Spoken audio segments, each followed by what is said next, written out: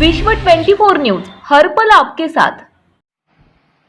नमस्कार, मैं हाजी अराफत शेख, भारतीय जनता पार्टी का एक पदाधिकारी। मैं महाराष्ट्र के मुख्यमंत्री जी एकनाथ शिंदे जी, महाराष्ट्र के उप मुख्यमंत्री हमारे नेता देवेंद्र फडणवीस जी से एक बात कहने के लिए मुखातिब हुआ।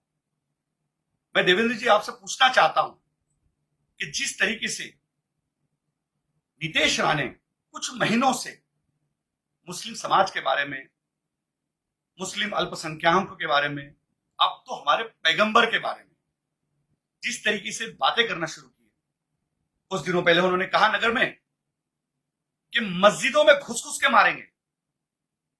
अभी हम मस्जिदों में जब जाते हैं तो लोग हमारी तरफ देखते हैं कि हाजी अराफत शेख आ रहा है, भारतीय जनता पार्टी का एक पदाधिकारी आ रहा है, इसके पीछे नीतीश राणे तो नहीं आ रहा है। हमारे पास जवाब नहीं है। मैं समझ नहीं सकता हूं ये कौन सा हिंदुत्व बताने की कोशिश कर रहे हैं, ये कौन सा हिंदुत्व समझाने की कोशिश कर रहे हैं। मैं भी मेरी जिंदगी हिंदुओं के साथ में रही, मेरा जीवन 25 साल, मेरे कई हजारों दोस्त हिंदुत्व है, कई हजारों दोस्त मेरे हिंदू है। मैं उनके वहां दिवाली में जाता हूं, वो मेरे वहां रमजान में आते, मैं उनका सत्यनारायण की पूजा में जाता हूं, वो मेरे वहां बकरीद में आते हैं। कभी हमने देखा नहीं, कभी ऐसा महसूस नहीं हुआ कि वो हिंदू है और मैं मुसलमान हूं, और ये कहते हैं कि मस्जिद में घुस के मारेंगे। ये कहां का इंसाफ है, ये कहां की बात है, ये कौन सा हिंदुत्व है। मुझे लगता है कि नीतीश राणे को हिंदुत्व समझाना पड़ेगा, हिंदुत्व बताना पड़ेगा, इसको श्री राम का हिंदुत्व समझाना पड़ेगा, बाबा साहब अंबेडकर का हिंदुत्व समझाना पड़ेगा, माननीय बाला साहब ठाकरे का हिंदुत्व समझाना पड़ेगा। ये कौन से हिंदुत्व की बातें कर रहे हैं। मस्जिद में घुसेंगे और मारेंगे। आइए, कौन से वक्त में आएंगे। मैं कुरला में रहता हूं, फजर की नमाज में आएंगे, जोहर की नमाज में आएंगे, असर की नमाज में आएंगे, ईशा की नमाज में आएंगे, मगरिब की नमाज में कब आएंगे। आइए, हम आपका फूलों से स्वागत करेंगे। आइए, हम आपको बताएंगे मुसलमान क्या होता है, मुसलमानों की तरबियत क्या होती है। कभी कोई मुसलमान मौलाना ने श्री राम के बारे में नहीं कहा कि राम जी की उम्र क्या थी और सीता जी की उम्र क्या थी, कब उनकी शादी हुई थी। ऐसा कभी किसी मुसलमान मौलाना ने कहा, क्योंकि हमारे धर्म ने कभी नहीं सिखाया किसी के भगवान का अपमान करो, किसी धर्म का अपमान करो। ये कौन सा हिंदुत्व की बातें कर रहे, किस तरीके की बातें कर रहे। जब वो बोल रहे थे तो मैं देख रहा था कि उनसे बड़ा माइक था, उनके पैजामे से बड़ी उनकी जबान चल रही थी। छोटे बुल्ली के बच्चे, आपको समझना पड़ेगा, बटले डीनी, आपकी बकरी ऐसी आवाज, और आप कहते हैं कि मैं हिंदुओं का गब्बर हूं। आप हिंदुओं के गब्बर नहीं, हिंदुओं के गोबर हो। गोबर भी बहुत बड़ी बात है, आप गू तो हो, आप गोबर नहीं गू हो। जिस तरीके की भाषा आप कर रहे हो, अगर गोबर भी बने होते तो अच्छा लगता कि कहीं तो कहीं आंगन में लिपने के काम में आते, लेकिन आप गू हो। आपकी बातें, आपकी जबान, आप जो जिस तरीके से बात कर रहे, तो आप गू जैसी बातें कर रहे। पूरा हिंदुस्तान का मुसलमान और हिंदुस्तान का हिंदू भी आपको इसके बाद बटला डेनी और छोटी बुल्ली का बच्चा कह के पुकारेगा। इस तरीके की भाषा ना करो। आप क्यों कर रहे हो? क्या आपको मंत्री बनना है अगले मंत्रिमंडल में? आपके बाप को दिल्ली में मंत्री बनना है, इसलिए कर रहे हो? कितनी आइले कितनी गहले, सबको लगता हमीश पहले। ये बीजेपी है साहब, समझना पड़ेगा। आपके भूखने से ये सारी चीजें नहीं होगी। हिंदुस्तान का हिंदू भी समझदार है। मुसलमान जिस तरीके से समझदार है, वैसा हिंदू भी समझदार है। मेरे हजारों लाखों दोस्त हिंदू है। मुझे कभी ऐसा महसूस नहीं हुआ किसी घर पे जाते कि मैं किसी हिंदू के घर जा रहा हूं। मैं कभी गणपति में गया तो मुझे कभी ऐसा महसूस नहीं हो कि मैं मुसलमान हूं, इनके वहां गणपति में क्यों जा रहा हूं। क्योंकि हमारे धर्म में सिखाया गया है कि तुम दूसरों के धर्मों की इज्जत करो। यही हमारा पहला सबक है, तुम दूसरों के खुदाओं की इज्जत करो। यही हमारा मजहब सिखाता है। और तुम कहते हैं कि मस्जिद में घुस के मारेंगे। अब जिन साधु ने कहा, अब उन्होंने शादी नहीं की तो उसमें हमारा कसूर है।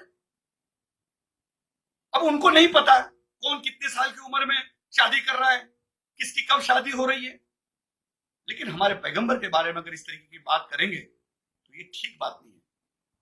माननीय मुख्यमंत्री एकनाथ शिंदे जी ने भी इसके ऊपर ध्यान देना चाहिए और मेरे नेता देवेंद्र फडणवीस जी ने इसके ऊपर ध्यान देना चाहिए। देवेंद्र जी, आपको पूरा हिंदुस्तान के लोग, हर कोई पसंद करता है। आप महाराष्ट्र की शान हो, हमारा आदर हो, रिस्पेक्ट हो, आपको लोग चाहते। आप जब कोरोना में बीमार हुए थे, कई मुसलमानों ने आपके लिए दुआ की, दरगाह पे चादर पेश की, हाजी अली पे दुआएं की गई कि देवेंद्र जी जल्दी ठीक हो जाए। और ऐसे लोग अपनी पार्टी का नाम खराब करते हैं। ऐसे लोगों को चुप बिठाइए, इसके आगे समझाइए। हम मस्जिदों में जा नहीं सक रहे कि लोग हमारी तरफ गलत तरीके से देख रहे कि देखो ये बीजेपी वाला आया, और इसके पीछे बीजेपी वाला कोई कहता है कि मस्जिदों में मारेंगे। हम मुसलमानों ने, पूरे हिंदुस्तान के अल्पसंख्यक समाज के मुसलमानों ने क्या करना चाहिए? ये क्या साबित करना चाह रहे? मैं नीतीश राणे से कहूंगा कि इस तरीके की भाषा ना करो। ऐसा ना हो कि और भी लोग इस तरीके की भाषा करना शुरू करें। आप जितने हैं उतने ही रहो। आप जब बात करते हो तो ऐसा लगता है कोई तीसरी चौथी का बच्चा बात कर रहा है।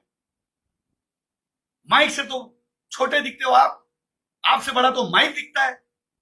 इसलिए मैं कहता हूं आप छोटी बुल्ली के बच्चे हो और ज्यादा ना बोले, अच्छी बात नहीं है। ये मैं जितनी सारी बातें रखा हूं एक मुंबई के एक तहजीब वाले अंदाज में रखा हूं।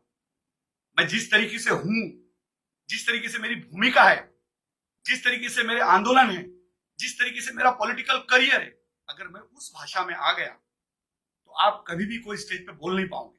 मैं 30 लाख खाटी समाज का अध्यक्ष हूं, ऑल इंडिया सूफी बोर्ड का अध्यक्ष हूं, हजारों पीर मेरे साथ में, लाखों मुसलमानों की दुआ है। अगर इस तरीके की भाषा करते रहेंगे तो बहुत सारी बातें हमको भी करना पड़ेगी। आपकी शुरुआत कहां से हुई, आपके पिताजी की शुरुआत कहां से हुई, ये सब बोलने मत लगाओ।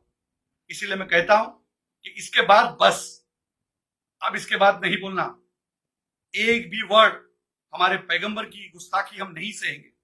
मैं इस पार्टी में रह के काम कर रहा हूं, हजारों लोगों को जोड़ रहा हूं, हजारों लोग मेरे साथ मुसलमान जुड़े हुए, और उनका जवाब मेरे पास अगर इस तरीके का होगा तो ये बात ठीक नहीं होगी। इसके बाद पैगंबर की शान में जरा भी गुस्ताखी नहीं चलेगी। ये मैं आपको सामने से बताने आया हूं। आप कहते हैं मैं गब्बर हूं, गब्बर हूं। आप गब्बर नहीं, गोबर हो, और गोबर ने गोबर जैसा रहना चाहिए। आप गू तो हो, पर गाय का गू बन जाओ भाई, कुत्ते का गू क्यों बन रहे हो और बदबू फैला रहे हो? ये सब ना करो। मैं एक पार्टी का एक पदाधिकारी नाते आपको समझाने की कोशिश कर रहा हूं। ऐसा ना हो कि और जबान निकले और कोई बातें तहजीब के बाहर चले जाए। इसलिए मैं आपको कह रहा हूं कि इसके बाद बस हो गया। आपने हमारे कौम के खिलाफ बहुत दिनों से बहुत सारी बातें की, हम नहीं चुप रहे, पर पैगंबर की गुस्ताखी हम नहीं सहेंगे।